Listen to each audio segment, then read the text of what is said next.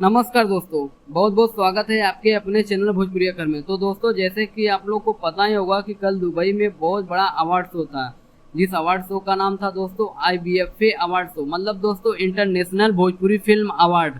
तो दोस्तों, इस अवार्ड शो में किसे मिला है बेस्ट सिंगर का अवार्ड, आइए इस वीडियो में जानते हैं। तो दोस्तों, इस अवार्ड शो में भोजपुरी इंडस्ट्री के तमाम कलाकार गए थे और दोस्तों बॉलीवुड से भी बहुत कलाकार गए थे।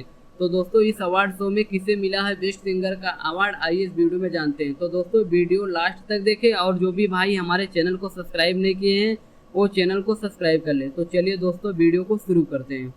तो दोस्तों, इस अवार्ड शो में पावर स्टार पवन सिंह को मिला है बेस्ट सिंगर का अवार्ड।